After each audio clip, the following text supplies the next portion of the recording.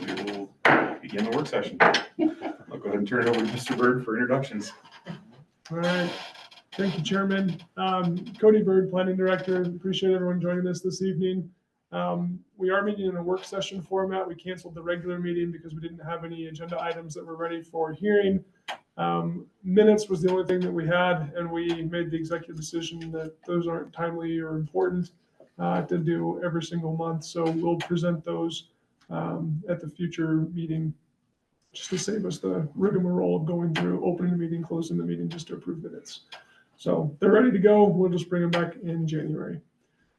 So in a work session format, as you know, we can have discussions, but we don't take any action. So there'll be no voting tonight. We don't take any official action, but the topics are on the work session for discussion.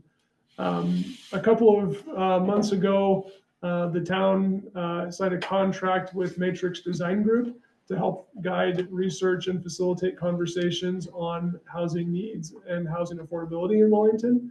And they've been doing a lot of great work behind the scenes, as you can see in the draft report that was in your packet. They've done a lot of number crunching and analyzing what those trends look like for Wellington specifically. We've kind of acknowledged anecdotally, and then many of us feel and know the challenges with home ownership, rent, utilities, et cetera, to feel that there is a housing affordability challenge in Wellington, but we haven't been able to go through in a detailed view to identify what's causing it, what are the trends, is it all housing, is it some housing? And so this housing needs assessment is really the first step in identifying what are the underlying themes and how can we begin to address those themes for community needs. So that's why we're meeting tonight. That's our only topic on the session is the draft housing needs assessment. And what you see in your packet is not the full assessment, but it's the first step. There'll be additional stages that we add to this with more policy review, strategies and recommendations for how to address some of the themes that we're identifying in the housing needs assessment. So that's kind of a nuts and bolts where we're starting tonight. I'd like to introduce our guests here tonight from Matrix Design Group, and then we'll start there, and then maybe go around the room with just quick introductions for our Planning Commission members so they know who they're talking to. I'll let them do self-introductions, and then for Planning Commissioners, maybe name, how long you've been on the commission, and brief background about your work or worldview experience and why you're on the Planning Commission. Thank you. Nick? So I'm Nick Melfi, been with Matrix Design Group for about 2 years now. I work on our a lot of our economic analysis, and I help Christian with some of the housing studies. And prior to Matrix, I was in the Army, and I was stationed in Colorado. So I'm not from here originally, but I loved it so much I decided to stay. Pass it over to Christian. Thanks, Nick. My name is Christian Karen. I've been with Matrix for about 2.5 years now. I work in our government consulting services group.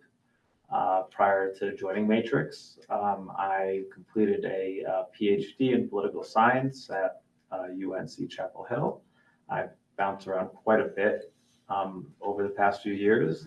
Moved to Denver a couple of years ago, and I've really loved it, and so I decided to stay. Great. Stephen Carmen, I joined the commission just under 2 years ago, I believe. Lived in Wellington for 10 years. And business consulting is my background. Sherman Stringer. I've been on the Planning Commission for a couple of months now as a fill-in. I'm in home building, and this is kind of intriguing to me on this side of it. So, Eric Sarter, I'm the chairman. Been on the Planning Commission since 2019, and I've been in the residential custom home building area, various fields in that area for about 15 years. I'm Tim Whitehouse. I'm the vice chair of the Planning Commission. I've lived here since 2009 in the older section of our town, and I've got a business out in over by the school over there, building heavy timber buildings. I've been a trustee from 2017 to 22, and I've been on the Planning Commission since 2018. So I've been in construction about 25 years. I'm Bert McCaffrey. I've joined the Planning Commission in 2006. So I'm a long-term one here. I've been past chairman about 5 or 6 years until we finally had Eric on board long enough to take over, so I didn't have to do it all the time. And you have no experience, right? No experience, yeah. I've seen everything from everything. I'm Lisa Cholet. I have been on the planning commission since early 2022, I think. I don't know. Don't look down here. Eric can tell you it's been forever.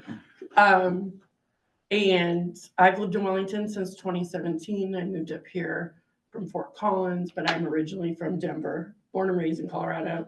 I've worked in construction for over 30 years. Initially got my start in residential, but then primarily commercial construction. And now I do independent contractor work for architectural design and project management and construction. You want a quick intro, Brittany? Yes, my name's Brittany Lenore. I'm a planner 3 with our planning department.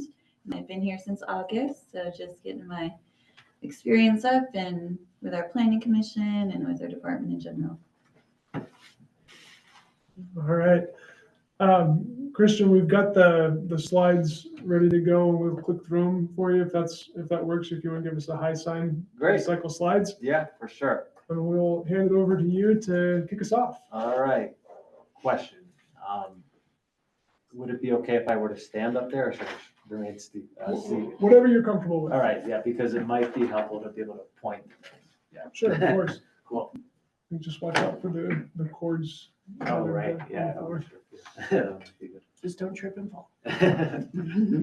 All right. So yeah, we really appreciate the opportunity to be here with you all tonight to present some of our research.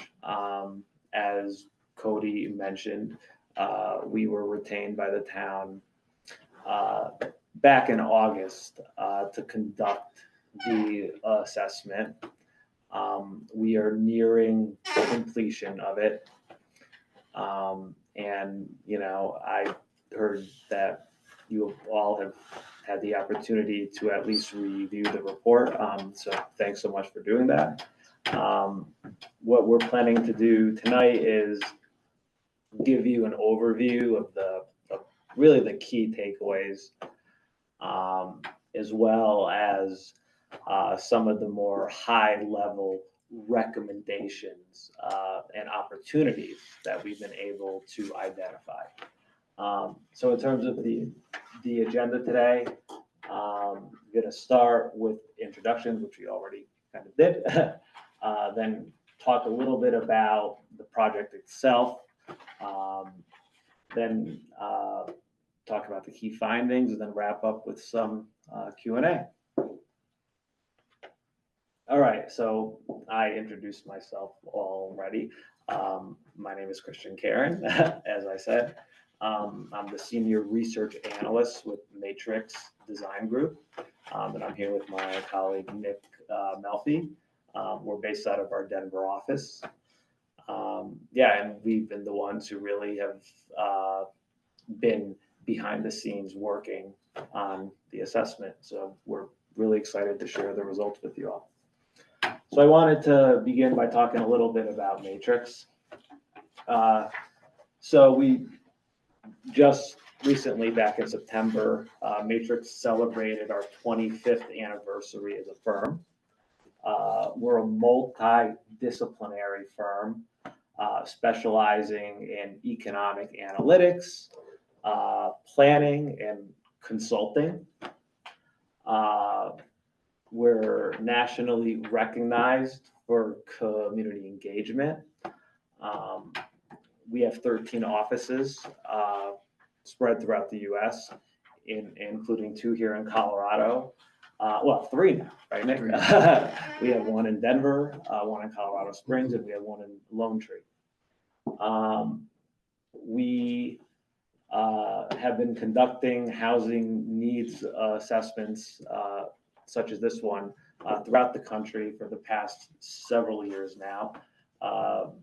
Last year, for example, we conducted the assessment for the city of Westminster. We recently were retained by the city of Colorado Springs to conduct their project. And and like I said, we do this work really throughout the country. We also do a lot of work in Arizona. We've done a project in Washington State and Florida as well. So in terms of the objectives for this study, the first one, of course, is to conduct the housing needs assessment, really to determine where your gaps are, right? Second, to educate and engage the community, which is part of what we're doing here tonight. And finally, to recommend updates to the comprehensive plan, the land use code, and policies more generally.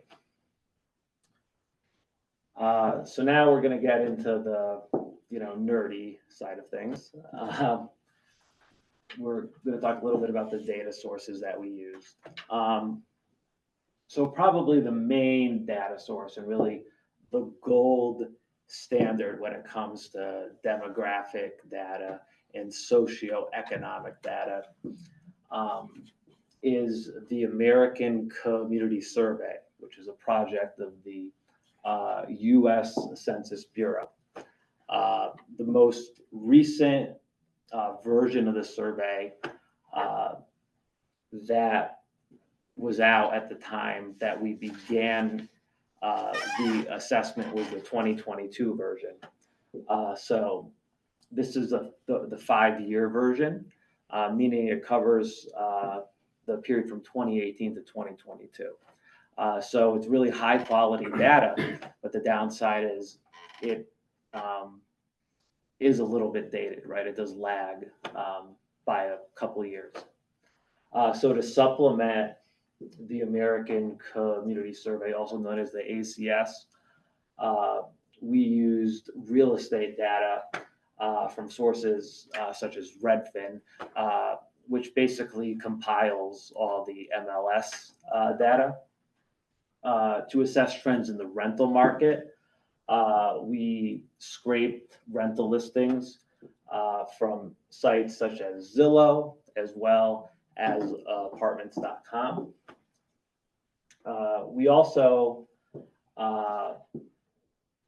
were able to obtain the assessor's parcel data, which really was great because one of the downsides of the ACS is it is a random sample, right? Whereas with the parcel data, you are getting the actual property values, right, for every single parcel in the county. So those really were our main sources. And finally, well, I shouldn't say finally. Second, we like to really provide context to our findings, right? So what we like to do in our reports is see how you measure up against the broader region.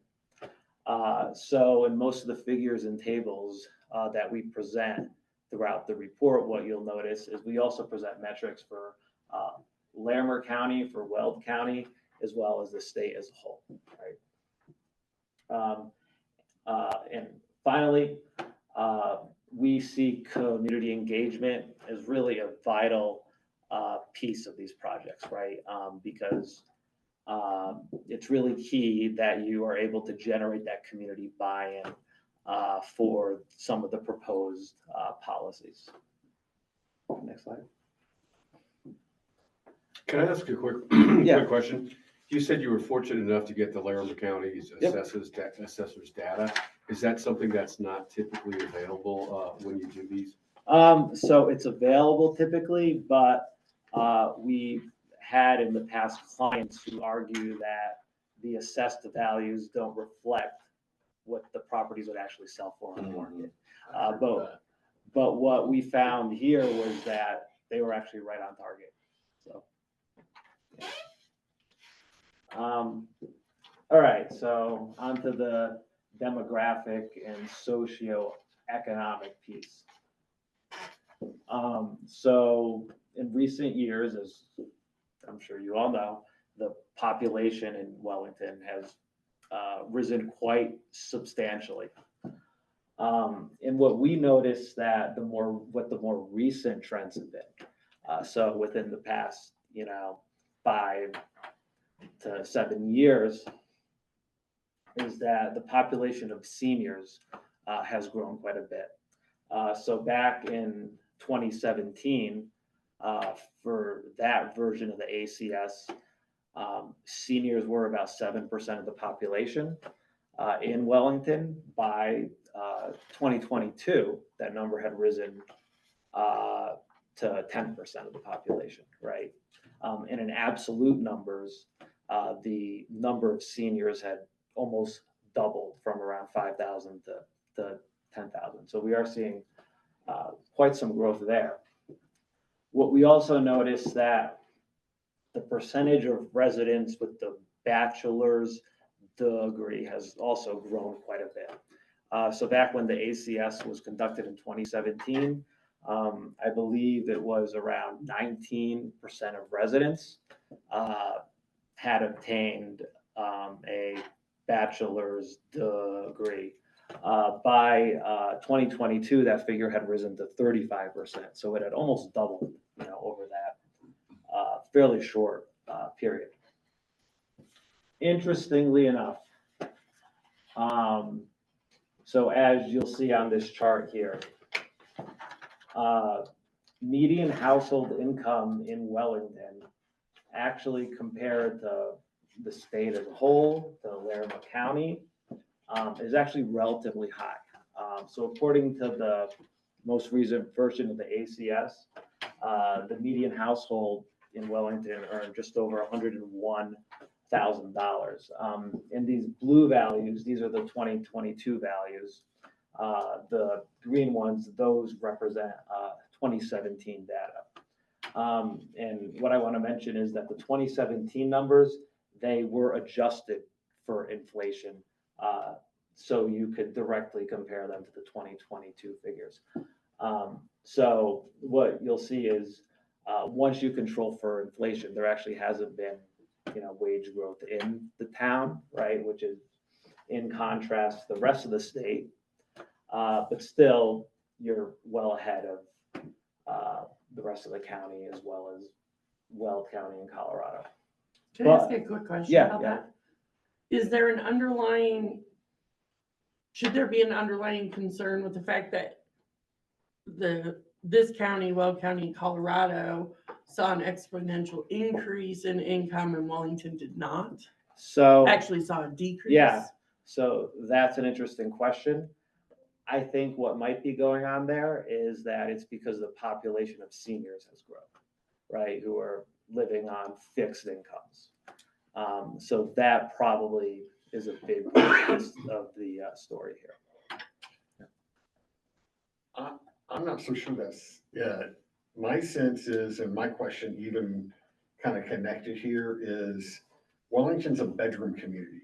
Right, And so a lot of people who live here don't work here. right.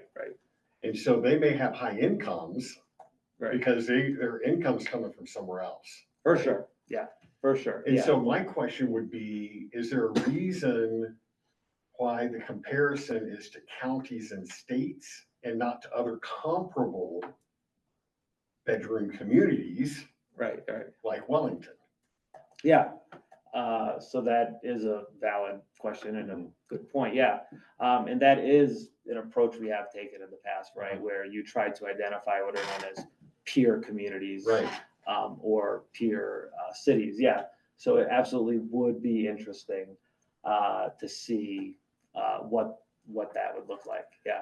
For Yeah, sure, because for sure. when you think about Larimer County, Weld County, and the state of Colorado, the population is going to be so much more Right, that, I mean, you just take Larimer, for example, you've got CSU and Fort Collins. And so you're going to have a lot of no wage earners or very, very low wage earners. For right? sure. Which is going to skew that data. right, yeah. For sure, yeah. Rather than like Very good comparing point. it to like Firestone, right? Or, which is now growing like Yep, crazy. Yep. I just drove through there the Yep. other day. But even, communities up here in North, in these two, Mhm. Severance, I mean, problem is Timnath and Berthoud, they have a lot of money, so it's not going to, right? They probably have a bigger housing gap than we do, simply right. because they don't do starter homes anymore. Mhm. But yeah, I mean, I think there's a good valid point there, right? Where we look like we exponentially have a lot more money, we collectively, certainly not me, but also those, my daughter as an example is 50% of that, right? Because Mhm. she's a teacher, which is the highest, Right. I saw your highest category for jobs, and yet she commutes all the way to Loveland every day, so her expenses, wear and tear, gas, all of that kind of Yep. stuff, Yep. are also higher, right? Yep. So, Yeah, definitely. And so one thing I'll point out too, to the conversation is a good observation that we purposely didn't select any other community comparables because of the disparities, and we were focused on the housing component, whereas the income levels vary greatly across those different ones, and they don't make a good comparison for this exercise. And so we did purposely try to focus on comparators that we felt comfortable in comparing Wellington as a community and our housing conditions, as opposed to all the income, all the socioeconomic data that's going to vary greatly across communities. That's interesting, but Timnath is in Larimer County. So their data is Right. captured in the Larimer County data. Right, and so is Fort Collins, and so is a lot of other communities. So I guess I don't understand why not to find a peer community. Because at the end of the day, the income piece is an interesting component, but if the purpose of the work here was to look for gaps, those gaps would show up regardless of income, right? Conduct well, a an income is a housing driver of needs the type assessment. of housing you're looking for, That's right? So much of it is this much percentage of AMI or whatever. Exactly. And our area median income is actually lower than Fort Collins, right? By like 20 grand, I think, or something like that. So, Yeah, so I think the other way is, I mean, I'm not gonna say anyone's wrong, but Yeah, any single component that you look at, there's going to be anomalies and highs and lows across different communities. And so rather than getting too detailed on this community has this, why is that different than us? We focused on the larger data sets that we are going to relate to and not trying to decipher out which ones were true comparisons or not. So we did feel comfortable moving forward with these comparators for the whole picture. Any individual topic or income or socioeconomic status could be, looked at from a different lens. Yeah. well, and Wellington is somewhat unique compared to any other somewhat comparable community that we would find localized, right? Because of where we sit, our proximity to Wyoming and our, we are different than these other communities that are sandwiched by more robust and financially diverse communities. If you're in Timnath, Employers. Fort Collins is right there, Severance is right there, Greeley's a hop, skip, and a jump away. Same for Loveland or Berthoud. I mean, we kind of struggle to find anything that would even be close to apples, I guess. And every community goes through this, and every community is unique in their own way, right? If Timnath, Berthoud, they're going to have different sets of data points that mean different things to them that make them unique. Right. They have golf courses. We do. Their proximity to Denver might have an undue influence on their housing. Certainly, yeah. So there's a reason why we didn't get into every single community's, disparate parts, and focus on a higher level data set. It's good. Sorry to sidetrack you. No problem. Great points, though. Just keep in mind that we had to pick something, and that's where we started. If we need to do additional detailed or deep dives on something, we have opportunities to do that. We just need to figure out what it is. And that's part of what this first meeting is for, is to help guide the next steps too. Well, and I think that makes sense. And I think where it comes into play is the data will drive decisions at some point. I realize that's not tonight. So the data will drive decisions. And so to the extent the community at some point does get engaged, I suspect that will be a key question.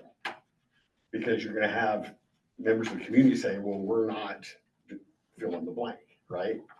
And so navigating through how the story's told will help them understand the data and the subsequent decisions that follow. Yeah, that's a fair point, Stephen, and thank you. I do think too that there's a lot of other data sets in the HNA here that tells more of the story than just the income. Yeah. Yeah. And I think there's an upcoming slide here that talks about the income level and the disparity of compared to the poverty level, which is also higher than everywhere else around us. So A significant. yeah, so Yeah. this tells a part of the story, but not the whole story. Sure.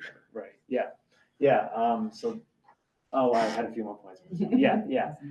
So the next point that I wanted to mention was, despite the fact that, median household income in Wellington is relatively high, there is a substantial degree of income and wealth inequality, right? And where we see this really is the fact that Wellington's poverty rate, as measured in 2022, was, I think, close to 7.5%. And its unemployment rate was similar. I think it was just over 7%. Whereas for the county as a whole, those rates are between 4 and 5%. So what that seems to suggest is, the people at the bottom, they're finding things to be really challenging, right? All right, so on to the next point. I'm sorry. Sorry. Yeah, so one thing that I found interesting where I was looking at the household size data is the majority of households in Wellington actually have only 1 or 2 people, right? So 23% have just 1 person and another 29% have 2 person, right? What we've also seen in the most recent data is that the home ownership rate in Wellington, it hasn't really shifted all that much, even though, right, it's obviously become much less feasible to become a homeowner in recent years. And we think that's because the availability of rentals in Wellington, right, is so limited. The last finding I want to point out on this slide is that Wellington's rate of overcrowded households is actually fairly low, which is a good news story. I mean, it's, ideally this number would be 0, right? But for the 2022 version of the ACS, about 1.9% of households were overcrowded, which meant there was more than 1 person per room living in that home. And there's been a lot of focus on overcrowding by social scientists over the past decade or so, who really see this as almost a public health issue, where when a household is overcrowded, there's more likely to be things like domestic violence and strained relationships, and it also has negative impacts on the development of children and their educational performance. So this is a good news story, but yeah, I mean, it would be great to drive that number down even further. It's good news unless you're one of those overcrowded houses. Right, for sure. So when you say household, are you talking about single family homes or are you commingling? These are all Okay. households. You have all. So according to the most recent version of the ACS, there are around 4,000 households in Wellington. So yeah, about 2% of those were overcrowded. And households is different than housing units. Right. Would it be helpful to distinguish that in the data? Because it seems like that would influence, again, decisions. Distinguish in what way? Do we need more single family housing? Or do we need more multifamily housing? Or do we need more, condos or townhomes, or, Mhm. So in the draft analysis, you'll see some distinguishing differences between housing units versus households, because those are used differently in the report. And this report stops at identifying these are some of the trends and projected analysis for future years. but we have not gone into the recommendations piece yet. Yeah. That's a future step that we will get into, using some of the data to help drive informed decision-making Right. for what types of code analysis changes do we need to make, what types of policies do we need to prepare to achieve a desired outcome. But we haven't gotten to those pieces yet, so you won't see that recommendation level language in this draft report. It'll come in a later stage. Sure, and that makes sense, and it'd be helpful to have definitions, right? Because even here, when it talks about family households on page 18, there's another piece called non-family households. What the heck is that? I Right. think in the notes or in the narrative, it's described, but the difference is a family household is just defined as a household. Well, first of all, there has to be a minimum of 2 people. And at least one of them needs to be related to the householder. So that's the difference. In non-family household? When you think of a non-family household, those are more often than not a single person who's living on their own. Or it could be a roommate type of arrangement. Got it, thank you. All right, I think we can move on. Okay, so here are some findings on the housing stock. I'm sure this comes as no surprise to you all, but regardless of the data source that we used, whether it was the ACS data, right, where the unit of analysis is the housing unit, or the assessor's data, which is really looking at the different land parcels. Over 90% of homes in Wellington are single-family detached homes. The median year built is 2007, which I guess isn't too surprising, given that much of the growth has happened, really over the past couple decades. So the housing stock is, relatively young. I've done housing needs assessments now for I don't know how many cities and towns, and your housing stock is by far the youngest one that I've seen. Yeah. Getting younger every year. Yes, it is. This next point I have here is, and it relates to some data from the ACS on what's defined as substandard housing units.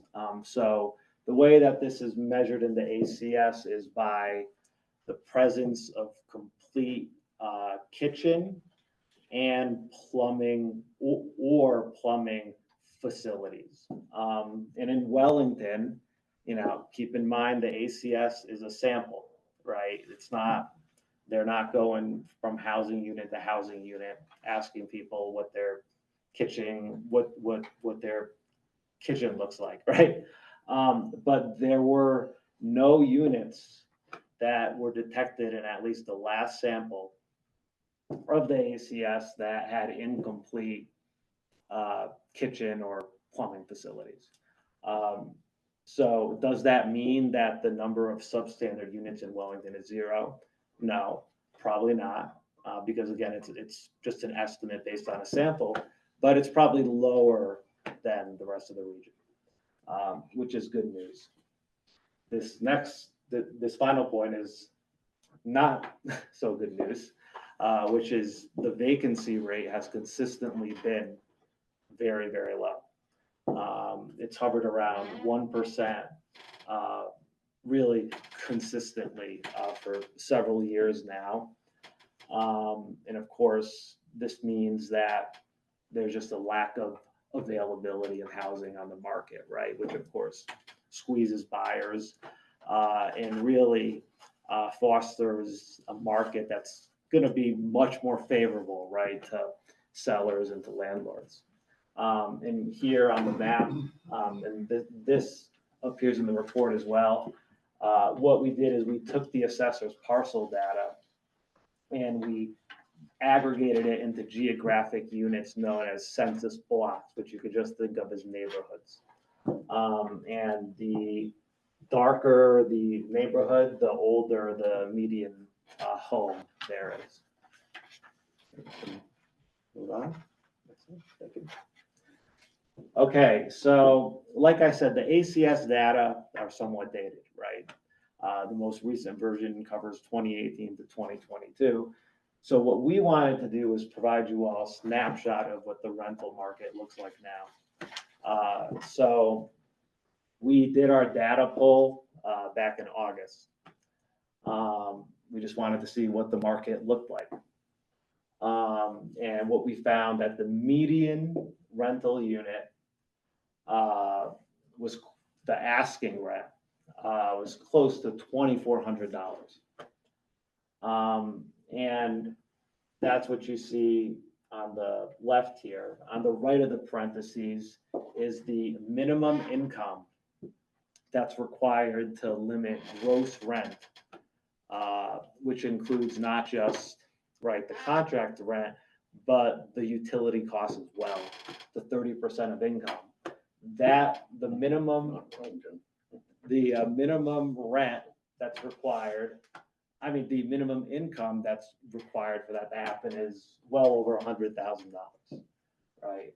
So pretty high. You may have this in your data somewhere, but it'd be interesting to see rental market that's single family homes versus rental market that's multifamily. Yeah, we do have that in the report where we break it down like that.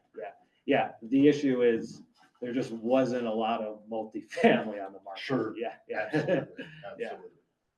I have a question. Yeah. And it was somewhere when I was reading in here, Yeah. and you were talking a bit about the utility costs and how you calculated that, right? Yeah. Did you calculate that based on just inflation or about what you know to be realized utility costs in Wellington? Because from 2020, Right. the 5-year span you're talking about, to where we sit right now, water has significantly increased in Wellington, and homeowners insurance has significantly increased because we had back-to-back hailstorms each year. So Yeah. So the utility costs, I think that we estimated them to be for the average rental at a little over $300 a month. That's just water. Yeah. not for a rental. If it's a 4-bedroom rental, it is. Well, that's Right, true.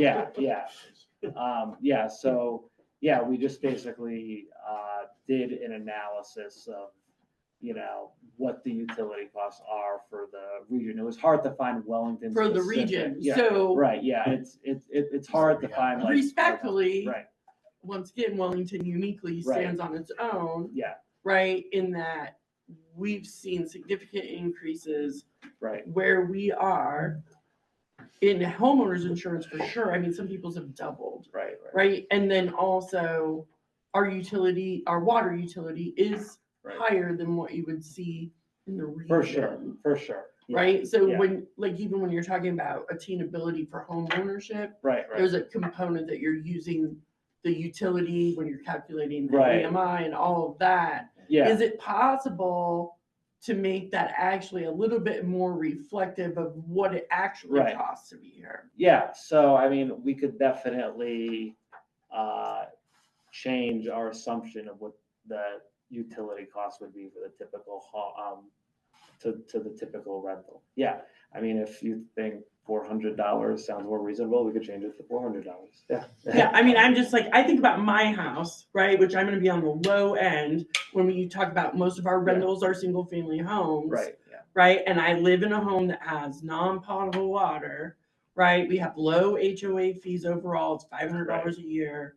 But my water, and I have a lot of people in my house and we're very conscious, is somewhere around $110 to $120 a month, Yeah. just water, right. And then when you add in gas and electric, I think it's definitely on the lower end when insurance, all HOA fees, all the things that you listed out. Right, yeah.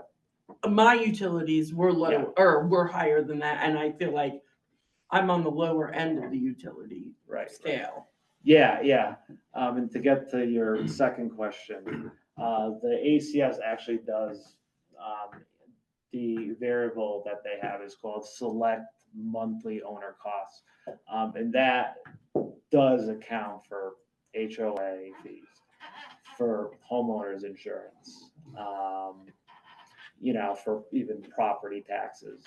But Which again, also went up a lot. right, yeah, That's yeah. a whole other But story. once again, the ACS data are lagging, right? They're Right, like a 5-year average, right? But yeah, so and I could talk about this more when we get to the for sale market slide.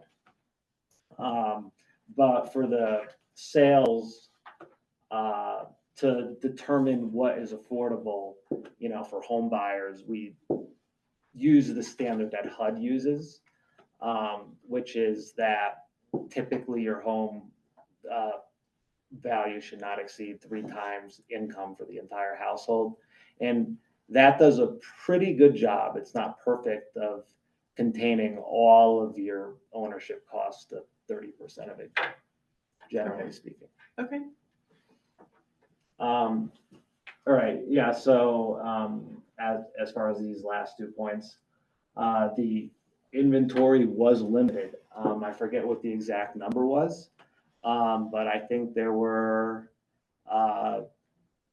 fewer than 20 or 25 rentals that were on the market at the time that we pulled the data. And most of them were single family homes, which is why the rents are so high, right? Do we even, I know one apartment complex. Do we have more than one apartment complex? Like legit apartments, not condos that are rented? Yeah, so when I was looking at the parcel data, I think there were maybe, it was in the single digits. I forget the exact number, but yeah. Yeah, I don't Very have the exact count offhand, but we have a very limited number of Yeah. apartments. For sure. Okay, well, because I guess I mean apartment community, right? So like there's Wellington Downs, and I know that because I drive past it every day.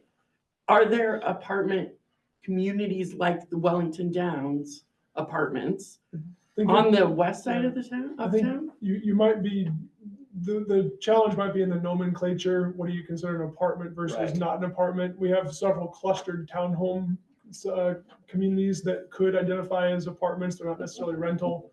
Some are. Okay, so I mean the- buildings that are built, multifamily buildings that are built with the express purpose of providing rental units. So they're owned by one company and they're rented out to people, right? Like Whispering Pines in Fort Collins, or like there's a zillion apartment complexes in Fort Collins, right? Where that is their actual purpose when they're built, right? So Wellington Downs apartments, not the single family homes, but the apartments that were built specifically to be rentals. They're not individually owned, they're together owned by one company or person, right? Do we have other apartment complexes like that that are built for the express purpose of renting out to people owned by one corporation or one entity? I think the short answer is there's a very limited number. And this is something that would be identified as if there's a gap in the housing market and there's an opportunity to provide that gap, there could be policies written around the land use code for development standards or incentives or other things to help encourage that different mix of housing types to provide rental units or other apartment type units. Okay, respectfully, okay, but that didn't really answer my question. Your question was how many apartment units do we have in No, town? no, my question is literally complexes, not units. So Wellington Downs Apartments is one. Is there another one like Wellington Downs Apartments that's built expressly for the purpose of renting out to people? Well, I think the challenge may be, like, I don't know if you've seen this chart. I can't but see that. Alternate housing options. Every one of these would be rental, and apartments isn't even an option, right? So mixed use, senior housing, townhomes, condos, and duplexes. I think apartments would also be another option. Right, but I all of just, it's those are literally a rental. curiosity question. It's not like a gotcha question. Yeah. I'm yeah. literally curious, like, if you're in Fort Collins and you want to look up apartments, there's all kinds of different actual communities built Yeah. for that purpose. Does So, that make sense? Yeah. So I can give you the answer. I think it just came to me. According to the parcel data. So I need to delve into deeper, right? But I believe 6 parcels in Wellington were classified as apartments.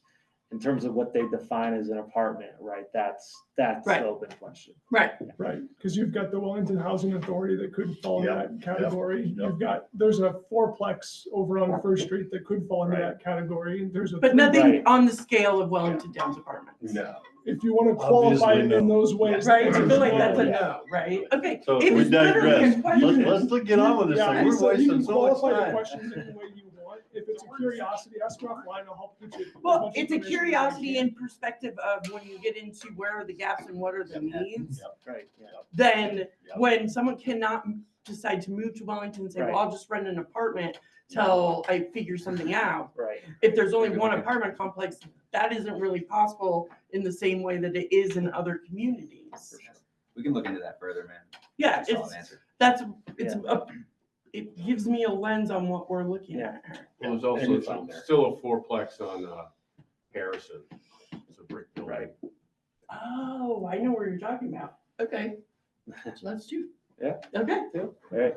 And all right. So the last point that I wanted to make here is that as I'm sure you know, rents are significantly higher here in Wellington than in the rest of the county. In fact, as per the most recent version of the ACS, 43% higher rents here in Wellington than in Larimer County.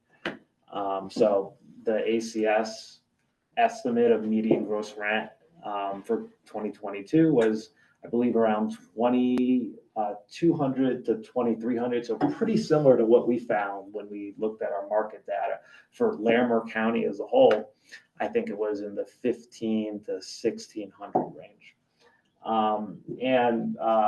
I wanted to also draw your attention to this graph here on the right. So what we have here are the percentage of renters who are cost burdened. Okay, so the ones who are the values in the dark red, those are renters who are defined as burdened, meaning they spend between 30 and 50% of their income on housing. The severely burdened renters spend 50% or more of their income on housing. So interestingly enough, what we see in Wellington is that overall the cost burden rate has dropped, right? But the percentage of severely burdened renters went from 5% to 35%. So it sort of reinforces the point that I raised earlier about, you know, the poverty rates, how the people who are struggling, they're really having a hard time. Okay, so this analysis can get quite technical and confusing. So I'll do my best, but essentially what we do here is we assign households to income levels based on AMI. So the affordable levels, these pertain to households whose incomes are 80% of AMI or less. Okay. Whereas households in the workforce and above range, these are typically higher income households. And in this column is just the number of households who are in that income range. What you see here is the number of housing units that are affordable to those households. We determine whether something is affordable based on the HUD standard of rent and utilities should be less than 30% of household income. And what you'll see is that according to the last version of the ACS, there were 0 rental units in Wellington that were affordable to households earning less than 50% of AMI. So to households who were earning less than $60,000 or so, 0. So, you know, you had around 140 households who actually were renters and whose incomes fell into that range, meaning there was about 140 unit housing gap. The people in the middle are served better by the rental market, right? But another issue that we see is that they're getting squeezed by the fact that at the very high end of the market, now, these are people who are earning like 200% of AMI or more. So think like $240,000 or so, right? There aren't really any units that would exactly equal 30% of their income, right? So what this means is that these folks at the higher end of the spectrum, they're competing with people in this 50 to 120% of AMI range, which creates more competition and landlords have more leeway to raise rents, right? So it's a pretty interesting situation. This is not the first time we've seen this where the gaps are really at the low end and at the high end. What's the income level for the luxury category? So this would be a household earning, I believe, $240,000 or more. So what we would classify as a unit that's affordable to them would be one that is 30% of income, right? Which would be But very. this doesn't necessarily mean that just because a household's earning $240,000 that they're looking for. For sure. Yeah. Right? Yeah. And that's a good point. Like the other key point here is these people are having no issue finding housing, right? They're having no issue. Which may be true for them for Right. the last 30 years that they've lived here. Right. Yeah. Right? Yeah. They're having no issues set. finding housing. They're buying it in this rate. I mean, they're renting. Which it then at that rate. disproportionately leaves those people unable to then find Well, housing. but I think the premise is wrong. Because the premise is that we've got 198 people looking for a home in the luxury market. And I don't think that's true. We may have people in the 240,000 income level Yeah. that have a home and it's not in the luxury market and they don't want Right. one. Yeah. They're happy where they are. There are plenty of people, right, Right. who, want to spend 20% of income on housing. Yeah. Right. Mhm. Yeah. The other way to look at it too is, and I want to circle back to Nick because I see you've got some thoughts there too. The other way you can look at it is there's not an opportunity for them to move up if they did want to. Those houses don't exist. And I've worked in other communities where for economic purposes, you attract a new business and the CEO needs to move somewhere. And that CEO moves to another community nearby because that higher level housing stock does exist and they don't live in the community anymore. So their dollars go elsewhere.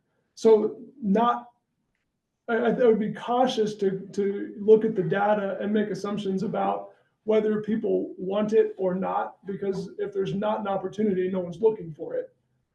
So just be cautious in how you read the data sets.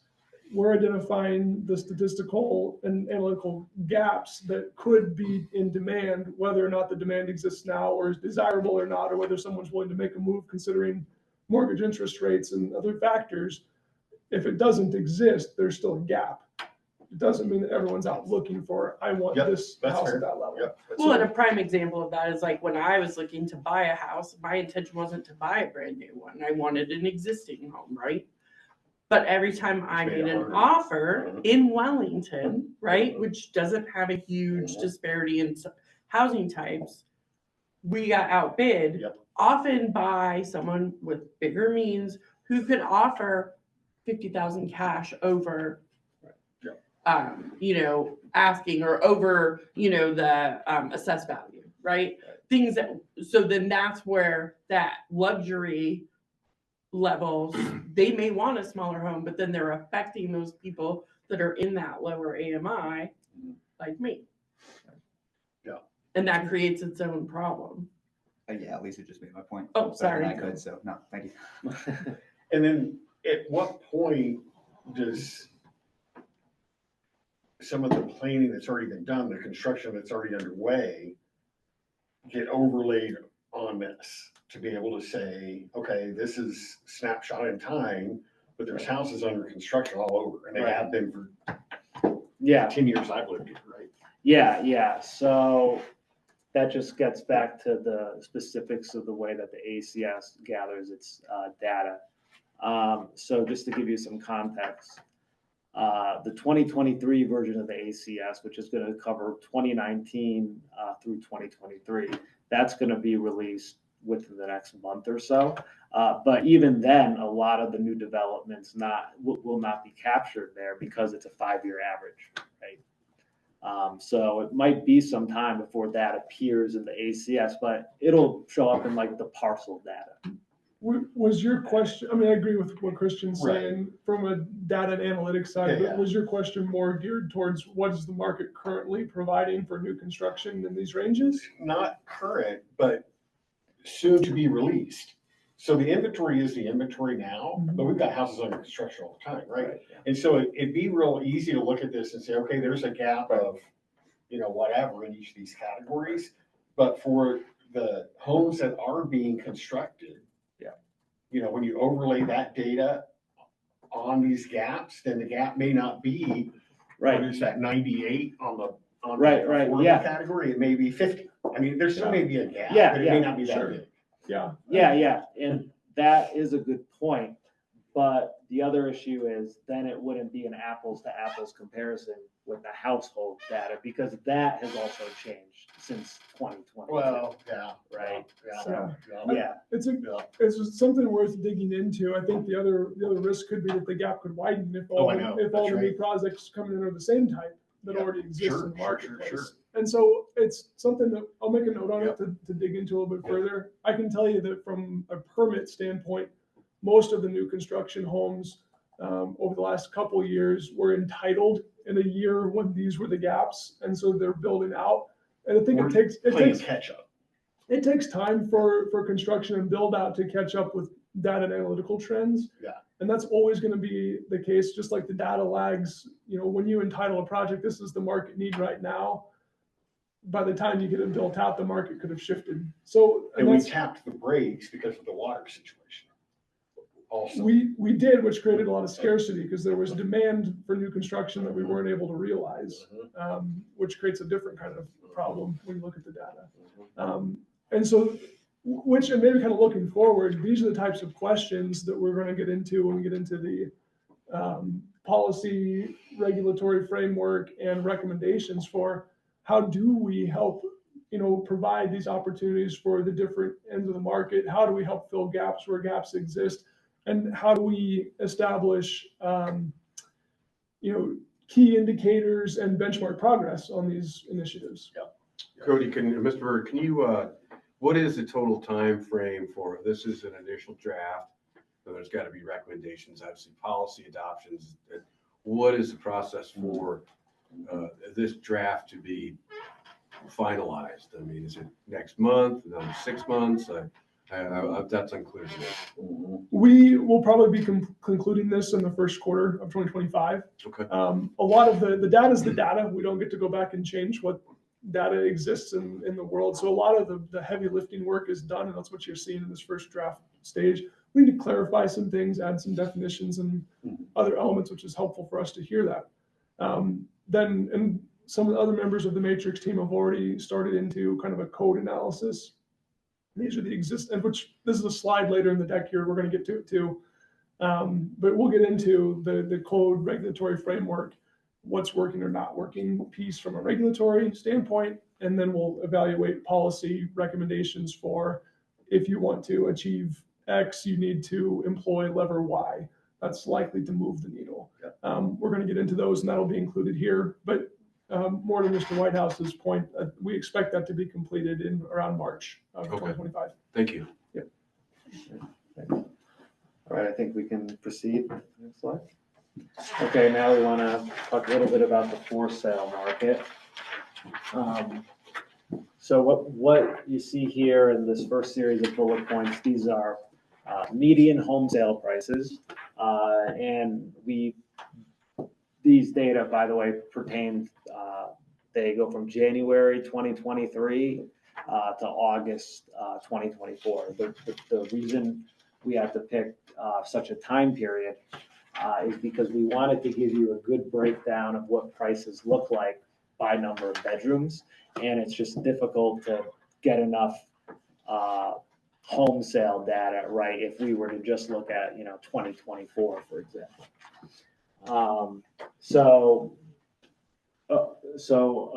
Across all units sold in 2023 and 2024, the median sale price was $480,000, which actually is pretty darn close to the assessed value for the median home in Wellington.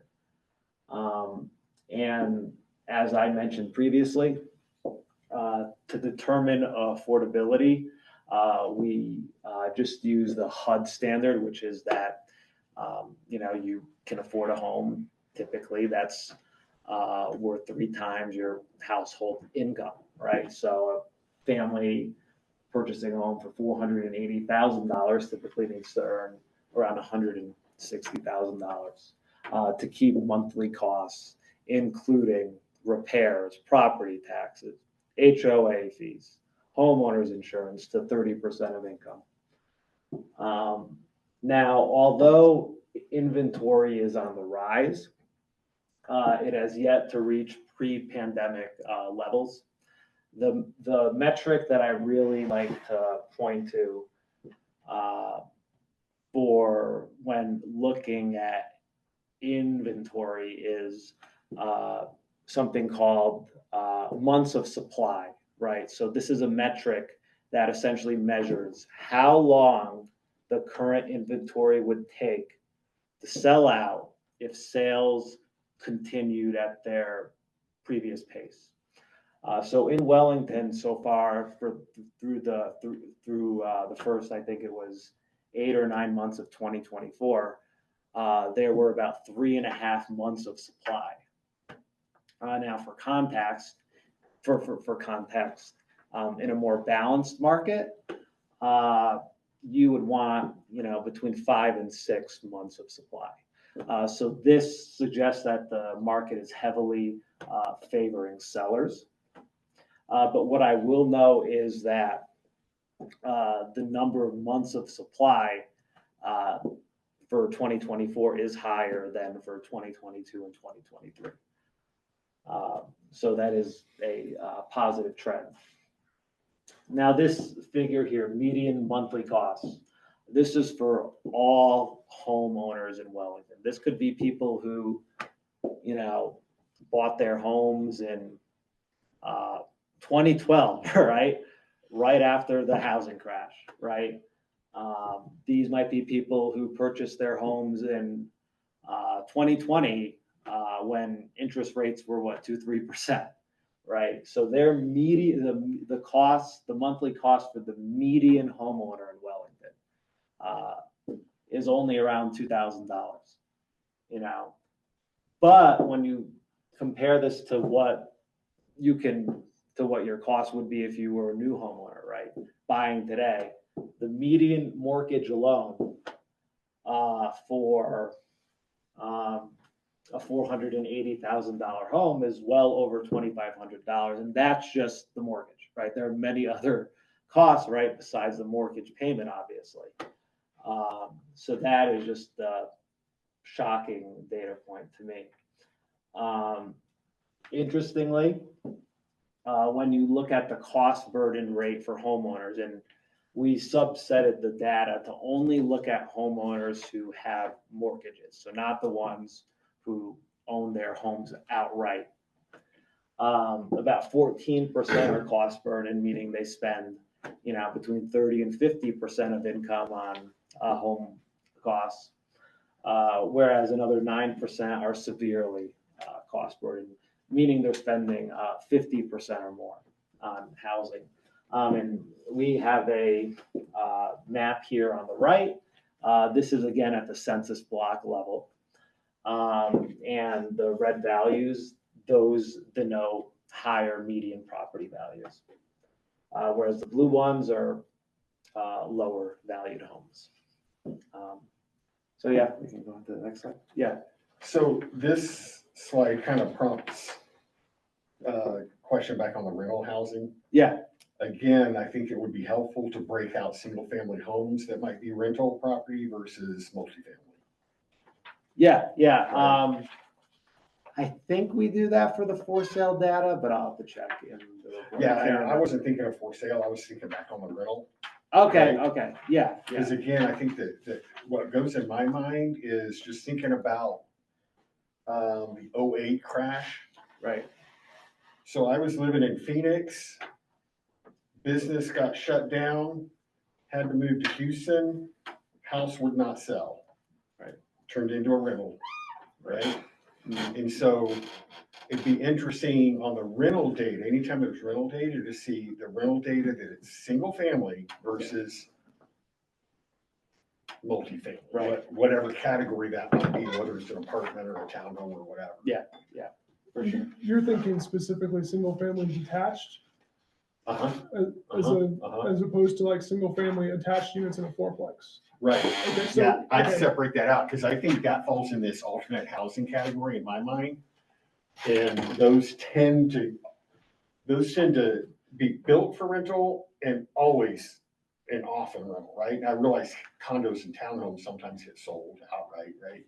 But I think that, yeah, that, maybe often the along rental. those lines is something that we want to try to parse some data out, because a lot of fourplex units and townhomes with 6 to 8 units are still single family homes. They have party walls but it's still a single family unit that's But for if it's sale. rental, for sale, yeah. And- Well, I think and the as- distinguisher between built for rental versus could potentially be for rental, right? Like in my neighborhood, there's homes that were purchased specifically to rent, but they weren't built to be rented out, right? Like that with that express purpose. So to be able to break that out would be good. We'll think about that, because I think one of the challenges we're gonna run into is whether the unit was built for sale, it can still be turned into a rental. There's not. there's And no vice versa. zoning- It could be a rental now and then get sold It to a could. private owner. Yeah. It can. Well, and to me, I think the reason I'm asking for that, or asking you to think about it, is when we get to the point to say, we need to fill a gap with what? More single-family homes that might be rental or might be outright owned? Or fill the gap with mixed-use options? And again, whether those are owned or rented or whatever, right? Yeah, That'll help answer that, or influence that decision. yeah. Yeah. And good point. So I think we've made some notes on that, and we can Yeah. see what data we can parse to get to the heart of that. I think the other thing to think about too is that one of the things that weighs heavily on me is reducing costs or identifying types of units, or what the intent was at the time of construction is usually a single point in time cost. And to reach truly affordable housing stock, it may have to come with other policies, incentives, or otherwise to help make sure it stays affordable. You sell, if we reduce fees and a contractor can build it cheaper one time, then it goes right back to market rate when the homeowner sells it. Yep. They'll take yep. whatever they can get at the Yep. market, unless there's other tools in place to help keep it affordable. Like zoning. Zoning Is that what you're doesn't, thinking? well, no, zoning doesn't have much to do with the market rates. It have to be deed Metro restrictions. districts versus HOAs. I mean, Well, that- there's that's deed a huge restrictions, thing there's that we're examples of dealing that, with. and I know you know this. That's a good point. Like, there are communities that are specifically built with this in mind, where as a homeowner, you meet an income guideline in order to buy there, with the acknowledgement and agreement as you're buying, that when you sell this, the increase and the equity that you would essentially get out of that is restricted. But it's to maintain an opportunity of affordable housing. Yeah, I'd look for a different option. I hear you. There's- I hear you. likely it's gonna take more than one strategy. Yeah, It's yeah, gonna yeah, have to be a yeah. combination That's of right. things, and the deed restrictions, it doesn't restrict, per se, it doesn't restrict the amount of equity you can get back when you sell your unit, but because it changes with the percentage for AMI. So if your equity is going up, your AMI is going up, it fluctuates with it, so it's generally a 1-to-1, and those have been used as very successful strategies. Not as a sole, like this is the only option, but in the bigger toolbox. Well, and understanding you're also paying a mortgage, right? So you're getting equity as you're paying down your mortgage, and you're also getting an equity that has a regulated way that it, right, rather than just demand and all the crazy, for a lot of your community members, 900 plus or whatever here in Wellington, who work in educational areas where they've chosen this path, which is a service to our community, but they're never going to reach that AMI. They're just not, because we don't Right. invest in that area as a country. Part of the other piece of that strategy too is if you need that deed restricted income or AMI based rental or affordable unit, when you need it, you need it. When you no longer need it, you're back to market rate and you take your piece out and you invest in what you can afford. Yep. So it does still provide freedom of choice for homeowners and renters to find the right fit for them. So I was curious, did you guys include any Section 8 data in your analysis? So we didn't specifically isolate Section 8 units. That's doable. I'm trying to think of the. Would that be data helpful? source. It seems like that would be helpful. Yeah, to yeah, have. it's doable, yeah. I'm not aware that we have any Section 8 Yeah. in subsidized projects in Wellington. There Housing are none. choice vouchers might be something worth looking at. Okay. What is, I thought we had some. Yeah, there's also data on LIHTC properties. I assume there are none in Lowell. Yeah, I'm not aware. Right, yeah. If Um, they haven't been built in recent years. Right. What type of property? Low income income. housing tax credit Okay. properties, yeah. Yeah, we haven't had any recent projects using those tools. Yeah, so- Or like some land grant properties, that'd be awesome. What is, Yeah. what is Existing. across, oh, what is, here it is. It's on Roosevelt in between 5th and 4th. South of the post office. Isn't that the housing That's authority? the Wellington Housing Authority. Yeah, okay, but that's not Section 8. No, Okay. different Yep, avenues used to achieve different purposes. Yep. thanks. We'll look into that to confirm for sure, but I don't believe that was a Section 8. Yeah. They're using a different funding source.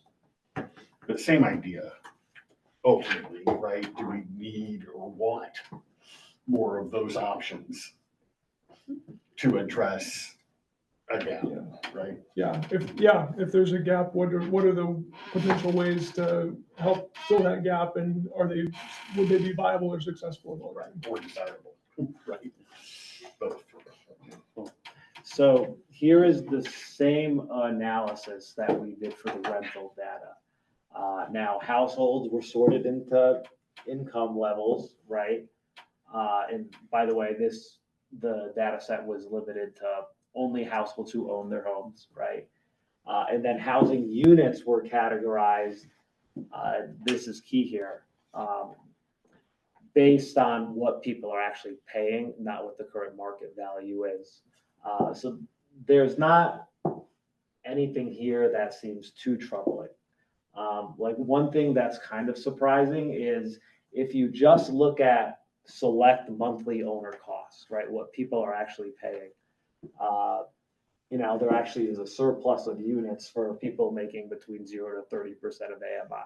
But that's again based on what they're paying, not what the market value is. Now, the next slide is the Painful. key one. Yeah. Okay, so this is what your gaps would look like if homeowners were buying their houses today at their market value. You see a lot of red here. There would be just a huge deficit for households earning less than 80% of AMI, right? So another way of looking at this is that a huge percentage of households, right, today who own their homes, whose incomes are, less than 80% of AMI, they would not be able to afford their homes today, right? Which I assume comes as no surprise to you all, right? But it helps to put numbers on things, right? So yeah, you have well over 1,000 unit gap. So really the implication here is Nobody's selling, Right, yeah. nobody's moving. Yeah, for sure, for sure. And if Wellington, right, wants to maintain a population that's comparable to who currently lives here in terms of socioeconomic standing, right? It's not going to happen if in this market, right? What of course is going to happen is once these folks who are in these homes sell their homes, right, they're going to be displaced by much wealthier residents. Because that's not the only people that'll be able to afford them. Right. Yeah. Exactly. Because yeah, for sure. So that creates an even larger and larger income gap, right? Yeah, for sure. Yeah. We also still see this gap at the, again, very high level. But again, it's not like they wouldn't be able to purchase a home in Wellington. They would just need to settle for like one of these market rate homes. So. Well, so essentially, like, we might have 600-ish households that could afford a Right. home that's over 600,000, or well, let me not Yeah, say yeah. 750,000 and Yeah, up, but 750,000. we just literally don't Right. have those homes. Right, for sure. Exactly. So then they end up competing for the lower. They end up competing with more, people who are still doing pretty well. If you're earning 120% of AMI, that's 120% of like close to $120,000. That's, so you're pretty well off now. But yeah. Yeah. Yeah. All right. Next slide. Okay, so this is a question that Cody asked us to tackle. And this is not an exact science. The methodology that one could employ here can significantly impact the results, right? So a key challenge that we face with any data set is it measures households and housing units, right? So if, for example, you have an adult child who can't afford their own home, and they're living with their parents, they're going to be counted as one household, right? Even though you could argue if market conditions were better, there would be two households, right? Because your child would move out. All right, so what we wanted to do, what we sought out to do is measure how many latent households there are in Wellington. That's just a term for unrealized households. People who are, choosing to live with roommates, but they would prefer not to, right? They prefer to be able to rent out their own place. Some multi-generational households, right, would qualify as a latent household. So essentially, our estimate is, and this is a somewhat of a wide range given the population of Wellington, right, is that there are between 170 and 307 latent households, right? So these are households that were formed if the vacancy rate were at what's known as its natural level, which would be which would be a healthier market, right, where supply and demand are in balance. And given that you have such a low number of vacancies in Wellington, this means you actually have between 129 and 266 more latent and actual households than housing units. So I take it, are you including or excluding like ADUs in that definition? So ADUs under the definition of the ACS would be classified as their own household. Yeah. Okay. They would. Thank you. And if you think about it, accessory dwelling units in its name, Yeah. it would be a Yep, standalone unit, whether it's you know, a college age student coming back and living more affordably, Older parent. or a parent coming back for special needs, or a rental unit for someone to get some additional income on their property to lower both their primary cost and their renter's expense. So it is intended to be kind of considered as a housing unit. I mean, just on my corner, I can think of like 6 Layton households. And I think neighborhood by neighborhood, we'll see, you know, more disparity in that particular trend. Yeah, I think that's a money slide right there. Yeah. That's good. You know how you really find them? Go to the neighborhoods at like 6, 7 o'clock at night, and the ones that have lots of cars parked in front of the Right. houses, Yeah, those are all the ones that have all your latent households. right. Because AKA apartments. no, I'm talking about like my neighborhood. I live I'm on a talking about corner, mini apartments. and there's so many of us that have adult children that it's literally just lines of cars Yep. because everybody comes home from work, right? So like it's Right. insane. Yep. But during the day, there's no cars on the street. All right, we can move on.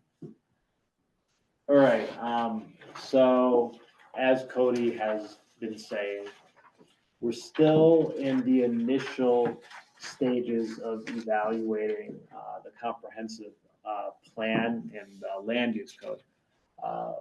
We intend for this to be more of an open discussion of some of the observations that our planning team has made, who could not be who could not be here with us tonight, but they will be at our follow-on meeting.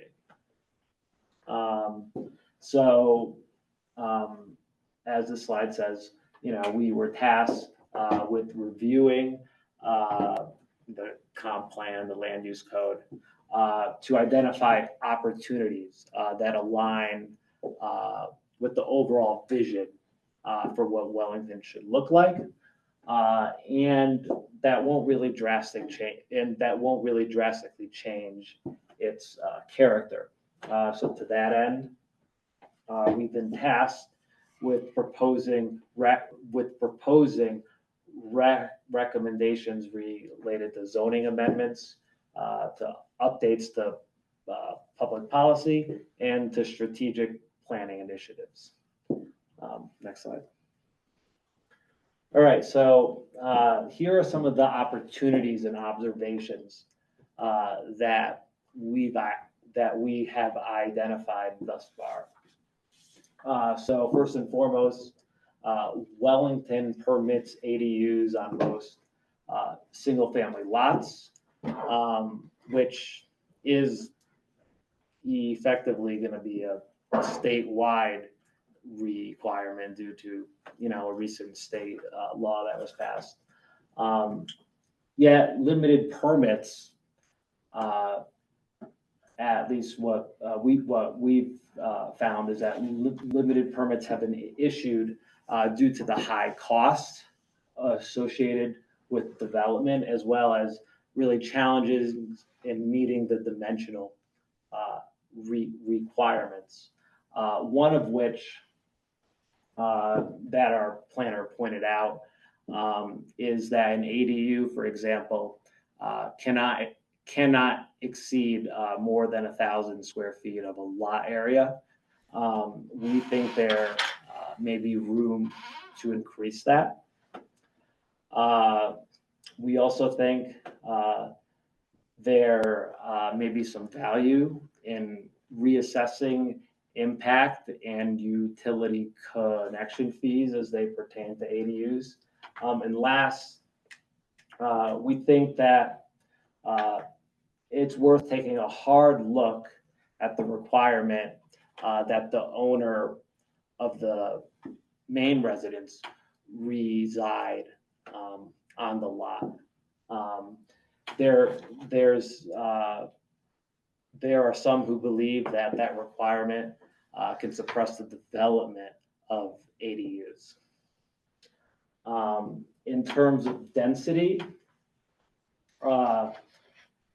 what we really see there is that there may be room to adjust lot sizes in certain zoning districts to allow smaller lots, because I'm sure as you all know, large single-family lots tend to drive up land costs, right? Can you tell me what a large single-family lot is? Define large. Yeah, so we know, for example, in I believe it's R2 or R1, where like a half an acre is the minimum, right? So- Or one. Maybe a half an acre? Yeah, keep in mind that there's gonna be some subjectivity to. Right. Right, that's why I was Yeah. like, what is large? Like, is Right, large 8,000 square feet or is large Right. half an acre? Right, Like, yeah. that's a huge Yeah, difference, yeah, right? yeah, and we're still flushing out these details. Okay, Our planner is still doing a deep dive into the zoning districts and what the requirements are there, because we know they vary, Yeah. from district to district. And yeah, and there will be, there's district differences, there's community differences.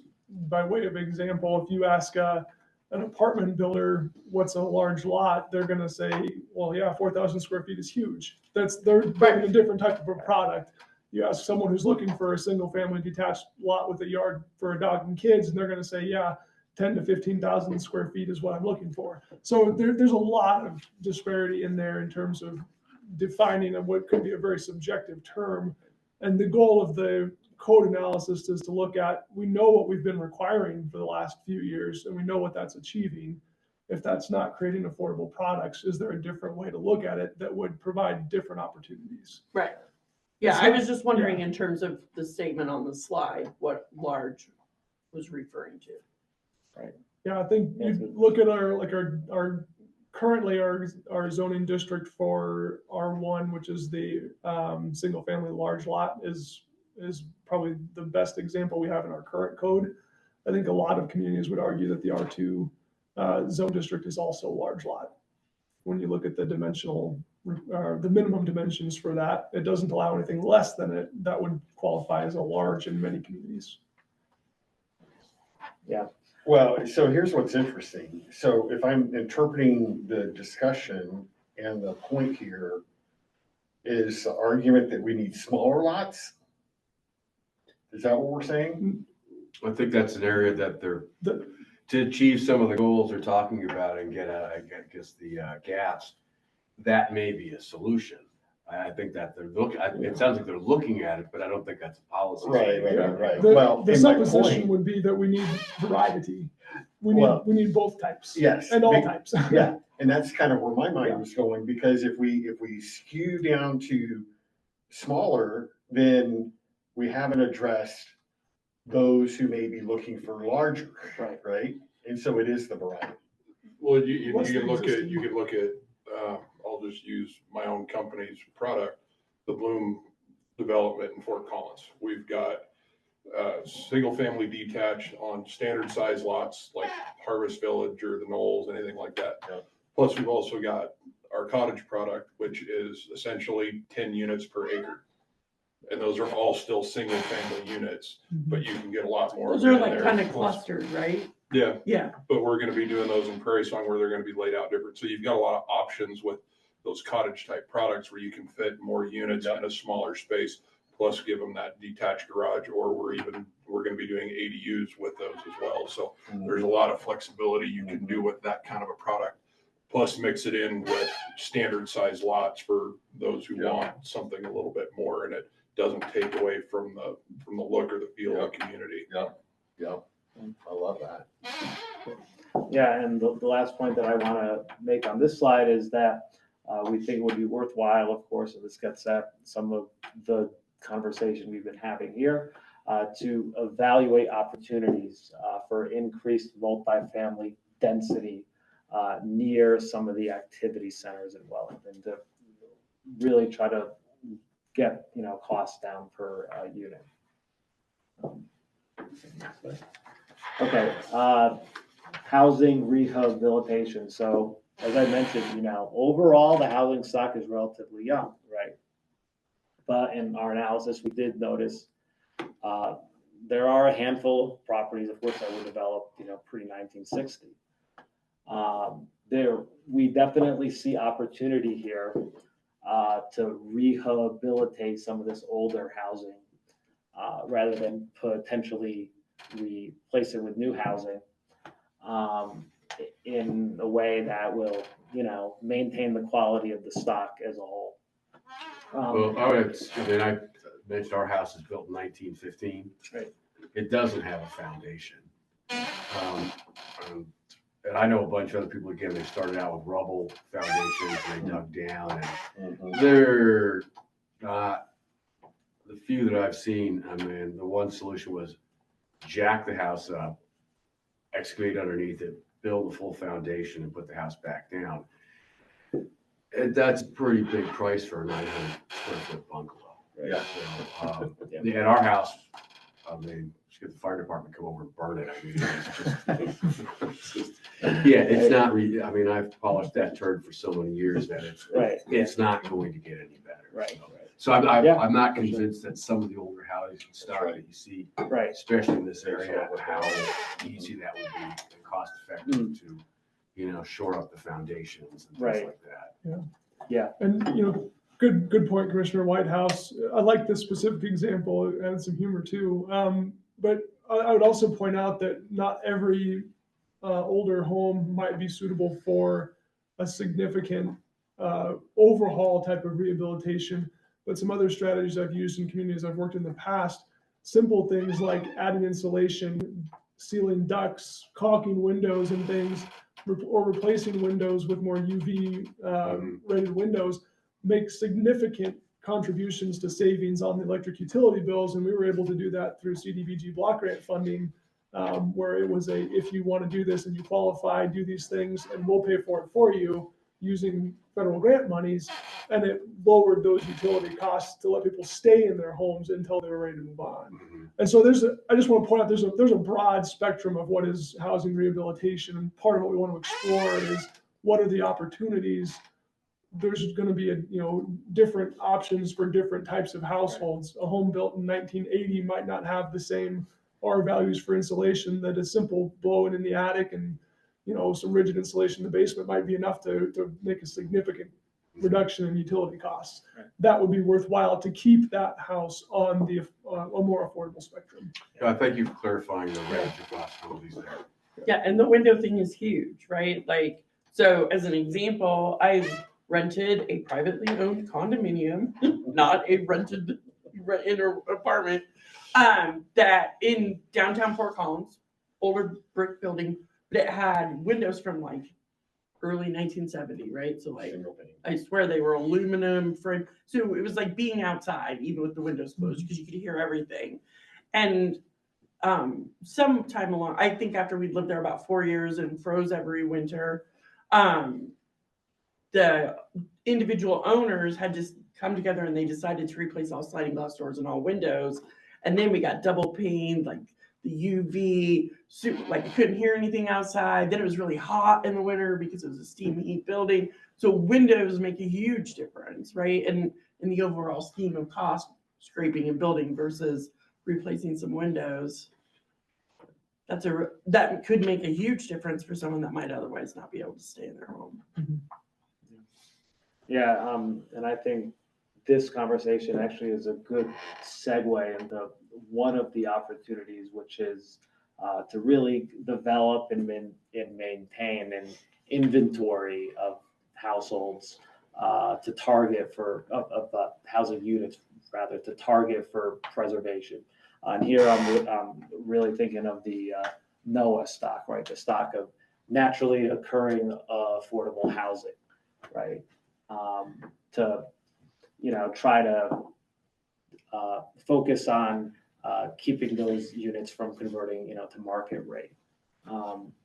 And grant funding is also a key part of this. And last, your comp plan, of course, it devotes a good deal of attention to infill. And we see some opportunities there, whether it's in regard to the possibility of exploring public and private partnerships to expedite the development review process, and finally to offer density bonuses to for infill projects, you know, to make them more appealing to developers, right? Yeah. Now I'll open it up for further questions. We waited till the end to ask those questions. We're not good at That's waiting not for how the we do it end. here, Bert. That's not how we do it.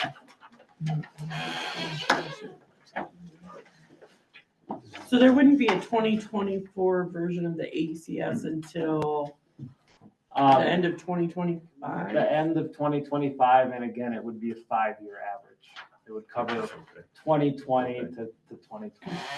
So it's a long wait to get a significant look at this moment in time, Right, post-pandemic, after absolutely. interest rates went up. We'll be long down For the sure. road of hopefully having guessed at the right decisions with Exactly. good data to try to Right, make a right. reasonable assumption. Yeah, Okay. yeah, this is the best data that's available at this moment, yeah. I have a question on page 11 of the report. It said that it says in the right-hand side, top paragraph, the limited availability of developable land to underscore the importance of data-driven decision-making. Right. So, I mean, I guess I was curious to know, what does that mean? Yeah, so, from what I recall, when we were looking at the parcel data, there aren't very many vacant parcels, right? I mean, the town is pretty much fully built out. Mm-hmm. Right. Okay. Yeah, Right, it requires annexation. right. Yeah, but there are, say, Shomes is, they just brought in a big thing between 58 and up to like, what's it, GW Bush, and there's Saddleback across the way, and Darren said he might pull the trigger on work over there. That was a conversation I had with him a couple months ago, 3 months ago. So, I mean, those are already annexed into the town, right? I mean, do they have utilities and infrastructure? Are they permit ready? No, they're not, but they're certainly within the boundaries of the town, and were the desire to go ahead with those projects, they could do that. And I'm not sure how many units are spread between those two Right. significant parcels, especially one off of 58. Yeah, the larger one you're referencing by 58, between GW Bush and County Road 58, the max density is approved in that planned unit development district was near 1,400 rooftops at 1,296 to 1,300. All single family. Density just defines how many units are allowed to be built. It doesn't define this other next thing. So the zoning PUD did incorporate allowing single family detached, single family attached apartments, condos. It intentionally covered a lot of different options. And each phase of subdivision plat has to lay out the property lines in accordance with those density restrictions. But the limited availability piece too, I think of it a little bit more abstractly. Think 20, 30 years down the road and think right now at the same time. If we know we've got physical geographical constraints to the community's growth. We've got Fort Collins to the south, we've got reservoirs to the west, we've got state-owned conservation land to the east. There's a finite amount of land that can be developed. We can go north for days, Subject to utility extension. which is really hard to move water up, apparently. But it's just possible. But Well, just costs a so lot. well, there's a cost to it, but but think about you have a comprehensive plan that identifies the areas likely to be developed in the next 20 to 30 years. It's geographically defined in our GMA and it aligns with our serviceability for our utilities.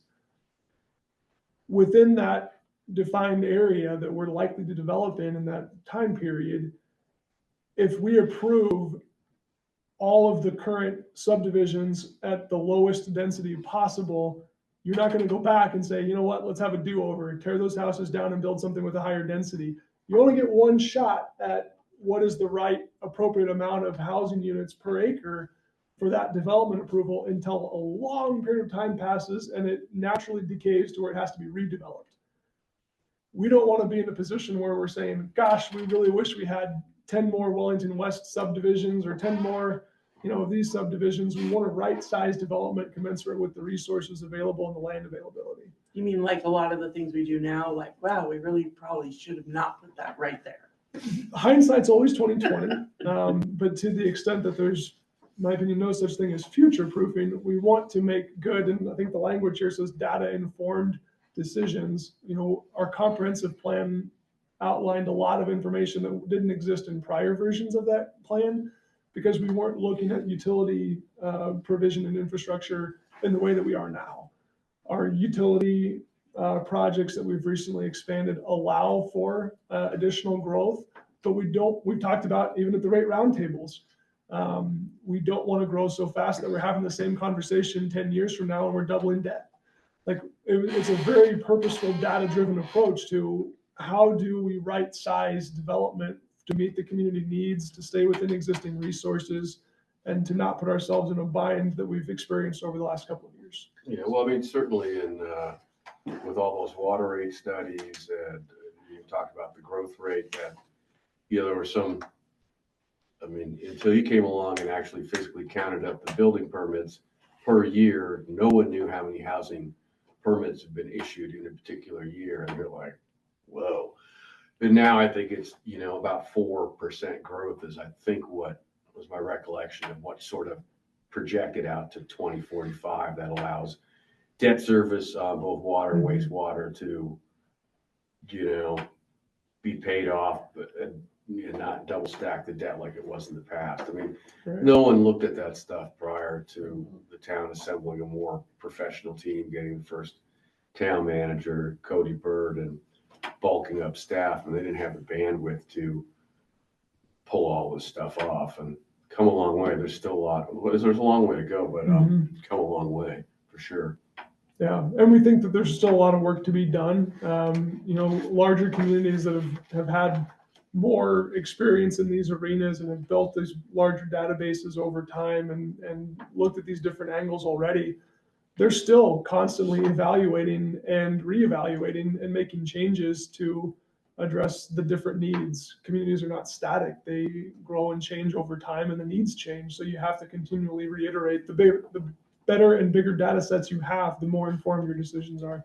What's the right cadence for doing this type of analysis? Every 3 years, 5 years? So I think a good rule of there's not a defined this is, I mean, arguably there's probably some best practices. I think one of the benchmarks that we would want to establish in this kind of plan for recommendations is when does it need to be reevaluated? Yep. As Christian had pointed out, the U.S. Census puts new data sets out every 5 years, which might be a reasonable metric to look at if it's possible within existing resources. Significant changes in culture or socioeconomics might be another key indicator. If we've had 5 years or 10 years of slow growth, maybe it's time to take a look. Maybe there's something that we're missing that we're not addressing that needs to be evaluated. Or the opposite could be true too, which right now we've seen a boom in construction, and there's obviously still gaps in the marketplace.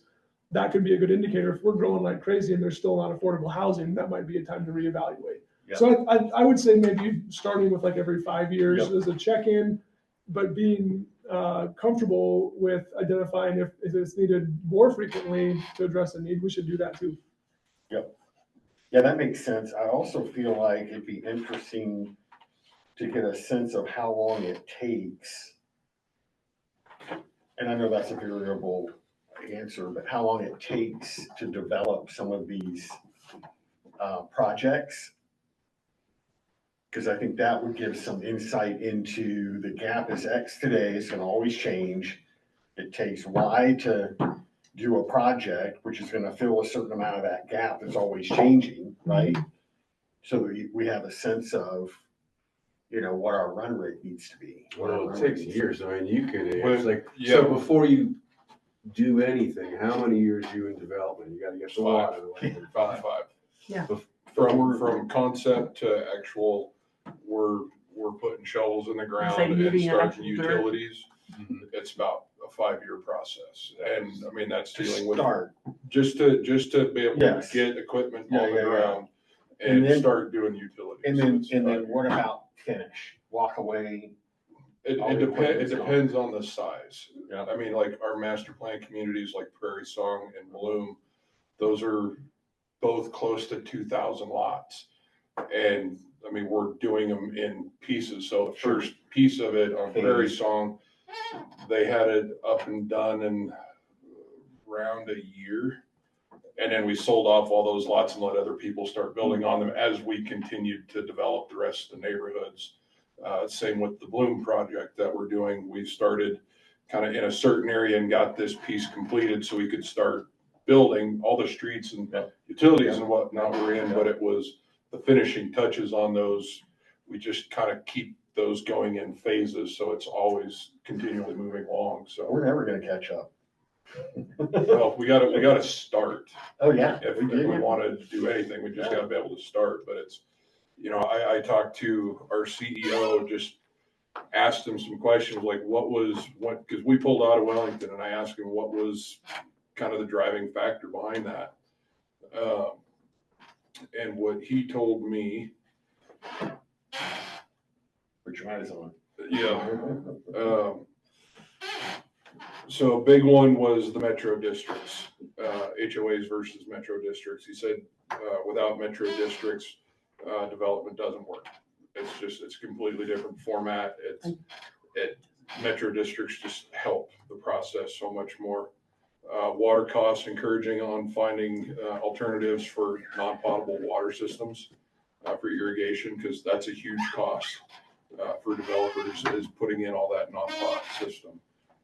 Permit fees and costs, making sure that there aren't safety factors upon safety factors built into fees. And then, just approval process, timelines, going faster, because, time is money. The faster we can get through approval processes, the faster we can start the work and not have it cost so much money. And how long ago did you guys pull out of Wellington? What did we finish, 22? Yeah, I think the last Mhm. house closed roughly in 22. Yeah, so it's recent. Mhm. So couple observations, not picking on your company or anything, but in a community that's already cost burden heavy when it comes to water, right? In a community where we have a high poverty level, where we lack affordable, attainable housing for home ownership, I think it's important that we are focused on working with developers who understand that non-potable water is, one, environmentally friendly, but two, is economically friendly to the community and to the people who are buying homes. And metro districts are only advantageous to developers, not to homeowners. And it adds a cost burden over time. That's just true, right? And that's not picking on a developer. That's how metro districts legislatively are allowed to operate. And it's really just a crapshoot of how much money can you take from people, right? And I'm all for capitalism, but in a community where our job and your job is to be focused on filling these gaps and everything, sometimes the projects that take longer, finding those partnerships that understand the challenges that Wellington faces and understands what our overall goal is, that's one of the challenges that we have, which, if we never have a metro district in Wellington, I'll jump for joy. We have Right? one. Well, but it's never been developed. So there's that, right? But, one of the points of pride that I talk about in Wellington is the percentage of residents here that actually are on non-potable, right? Because it's helpful. Like, I know what my water's gonna cost me to irrigate. It's $350 a year. Oh, I love it. It's great. I wish I don't have to freak out every time it's summertime, but I'm empathetic to the people that do, right? So that kind of leads me to my question of when you were talking about strategic managed growth and making sure we're not getting ahead of our skis like what's happened in the past and all of that. And really, I've had the opportunity in the last 2 years, I'm using the word opportunity very loosely, to see a lot of communities that are similar to Wellington in terms of kind of absorbing the growth that can't be maintained by the larger communities up and down the I-25 corridor, right? Just outside metro areas, all the way into the Eastern Plains and up here.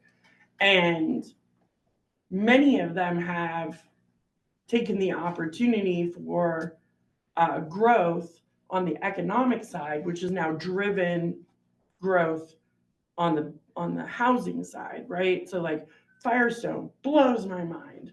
Drive into Johnstown, there is so many apartments going up over there right now, but they have huge economic development. So my question is, nothing can be looked at in a vacuum. So as we're doing this, which is really important, I think we all recognize that there's an economic development piece that Wellington really needs, right? From a sales tax piece and all of this other stuff. How do we balance doing this in a very strategic, thoughtful, methodical manner with perhaps an opportunity cost of unrealized economic, positivity for this town, right? Where more people maybe could live and work here, right? Instead of live here and work somewhere else and things of that Right. nature. Yeah, so all good points. Keep in mind, there's no silver bullet. Right, no, I get It's that. gonna I'm be just wondering. Yeah, but it's gonna take a consistent applied approach to all of the targets simultaneously, right? You can't focus on one thing and not the others to achieve the cumulative impacts that you're looking for. Evaluating what are all the tools in the toolbox is gonna be important. A lot of the economic side, businesses aren't looking at communities that aren't growing because they want to increase their customer base. So if you're showing, hey, we're flatlining growth, we're not growing, they're gonna go, hey, I'm gonna take a second look at somewhere else that might have more advantages to offer. The converse is also true.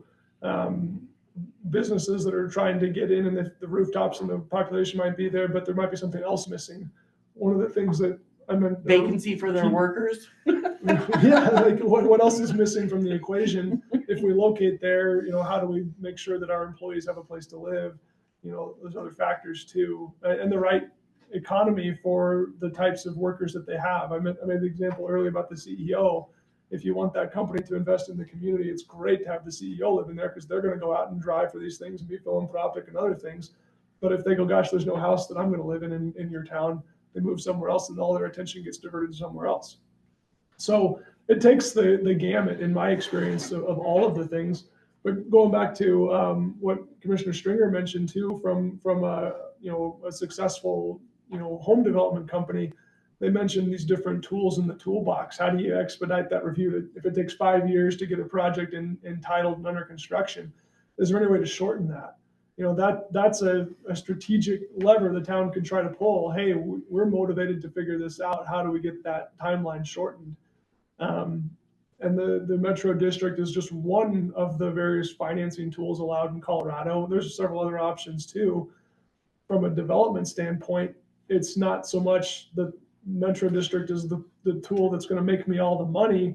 It could be it's the way of reducing the risk on the front end and spreading that burden over a larger number of years to recover the investment with some surety instead of having to charge the first-time home buyer 100% of the cost up front. They can spread it over a longer period of time and reduce their risk at the same time. So there's different tools in the toolbox and they're used differently by different development companies. But if the town's position is we're not going to consider any of them, we've put ourselves at a huge detriment to those conversations. And I don't disagree. And I think a lot of the problem is that I'm sure your company doesn't go out and continually take advantage of homeowners, right? Honestly, I don't think that, but there are those that do. And the way our laws are written right now in the state of Colorado, it allows for that, right? And so I personally feel obligated to make sure that we're not setting up future homeowners for economic disaster. Well, and that's the difference between going with a trusted local company versus dealing with a national who they don't care about the people of Colorado, the people of Wellington. It's when you get the smaller builders, the local builders like Sage Homes, Hartford Homes. Right. That, I mean, we really take pride in Instead of big all of our developers who are communities buying and, everything and up. what we're building in, and we try to make the communities a better place. No, all and the way I around. totally So agree, right? Like, I think we limit ourselves if we say, yeah, absolutely not, we're not gonna do this. Well, then that limits you to, okay, there's only gonna be certain builders that are gonna come in here, and they're gonna be the big nationals that they don't care. right. No, Or Journey Homes. right. Well, I live in a dream, so amen to I that. was- So, I lived there for a while. and really more, I'm just saying like, we need to be purposeful in when we're looking at that, because my concern is sometimes the really great opportunities are only great in the moment, right? And on the back end, they can really suck. And there are some great metro districts, and I do know that because there are really honest people out there. There are equally really dishonest people out there. And to your point, people who are invested in the community in the area, who live and work in this area and can't go fly off on their jet somewhere and never look back, probably aren't the best people. Yeah. And That's a rabbit hole. I no, know. that's Sorry. understanding, and you know, the topic on, you know, metro districts or other financing tools, like they have gotten a bad rap over the years because you've seen the examples where they've been abused. No one can discredit that fact, but there are successful examples out there too. And maybe even back to the point of, you know, that you brought up a little bit ago, Commissioner Cholet, if there's an economic goal of the town to provide X number of retail square footage or what have you, and also a goal to provide affordable housing, a metro district could be a tool or some other form of financing tool. That's probably the most common one known in Colorado, but Right. a special improvement district or some other tool could be utilized as developer, you want this to achieve this goal, but we also have this need. We'll let you use that tool if you provide these things. Right. It becomes an incentive, you know, that's available, structure it the right way that achieves the community vision and the community goals. We have to approve all of those districts before they're formed, to identify what are they paying for, what are the rates, you know, at least the initial outset. And there are very safe ways to do that limit the ability for them to be abused. Right. Okay. If we're not willing to consider this is what we want and what you want is financial surety and low risk, that's the tool to do it. Why wouldn't we look at it? So I think that's just one microcosm of the various things that we have to look at for both the housing and the economic component. Is some of those projects are likely both, and we need to be able to find the right fit for Wellington. Right. Well, Well, our Blue project has 17 acres of commercial in the middle of it. So, I mean, that's something you can look at too with, if you do like a big master plan community, like we want some commercial density in there. So That's right. let's figure that into the community at a grocery store or shopping mall or whatever the case may be. But you have that opportunity with some of these bigger developments. yeah, and I think I've seen some great ones. So I just want to make sure, like, one of the things that I think about all the time and really plays into this, and I know that I always like to talk about my kids or whatever, but it's I have kids at 32 to 16, so like, there's a lot of them in between, but like, my son's in the Army, which is not an affordable job, right? They take a lot of your money, they make you pay for everything, it's insane. And then this kid's gonna get out, and guess where he's gonna have to go? Back to my house, right? Even though he's gonna be a grown man. Because even then, there isn't an opportunity for him to come home, but not home, because we lack those opportunities for our youth to be able to not live with their parents, but still live in their community, right? That doesn't exist here, right? And so if we don't find a way to really strategically address those ideas as well, because not everybody is going to be able to go out and buy a home, then we face an opportunity where the face of Wellington right now so dramatically shifts because the people who grew up here, who have an emotional connection to this community and the values and the things that matter to people right now, will never be able to afford to be here. Well, And that would be bad. Not trying to drag this out anymore, but one of the things that we do also is we do a lot of work with Habitat. So our Bloom community has, I think 30, I want to say, I could be wrong on that, 30 units that are going to be kind of donated to Habitat that they're going to be able to help out in. So that's another option, is you get with developers and builders and say, we want so many units to go this route, and have them work that. So now you're actually using those avenues to help you get some of that affordable housing through organizations like that. So Yeah, and great case in point. Okay, thank you. A great case in point there too is knowing how many units do we need, what's the AMI that we're trying to target, so that we can ask for those developments. And that's what this study is intended to do. It identifies the needs, the gaps, the rates. That's our target. Then the strategy development informs how do we go and accomplish it. Is there a way to evaluate how many people who are Usually end. first responders, teachers, educators that work here in our community that don't live here because there isn't an affordable opportunity given that they serve this community but can't live here? Is there a way to identify if that gap exists? Like, what does that gap look like? Yeah, so there is data on commuting patterns from the ACS. Whether it's broken down by industry or occupation, I don't recall. But there's definitely a way to find out at least, who works here versus who lives here and can't afford, there is. Okay. So if I could look to Christian and Nick, you guys have heard some different discussion topics. I've taken some notes, as I'm sure you guys have too, on some follow-up items. Were there any other closing thoughts or closing questions you wanted to get from the Planning Commission at this stage of the analysis? I don't think so. I think it's been pretty thorough. We've gotten some pretty great feedback on the report. We have some tasks that we're going to be getting to. So, yeah. Awesome. So we're gonna, just real quickly, and then I'll let you guys go. Next steps for this effort, having some of the data sets that we've developed through Matrix looking at this with us. We're going to be reaching out for some specific stakeholder engagement opportunities with key stakeholders in the community.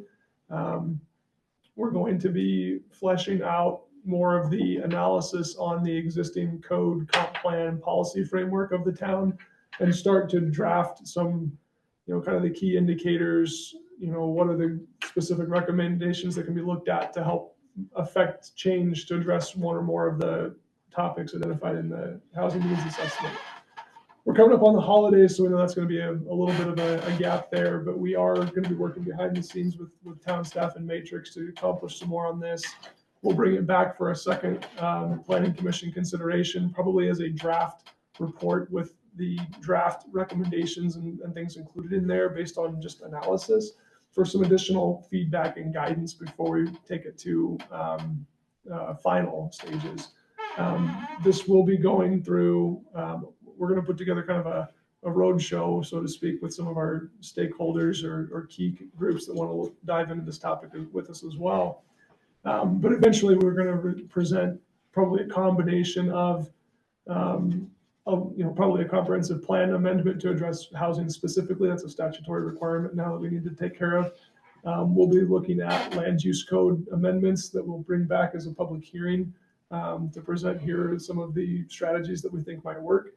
And we'll probably also be developing draft policy framework for incentives, density bonuses, or other tools in the toolbox to help move the needle on some of the housing affordability topics.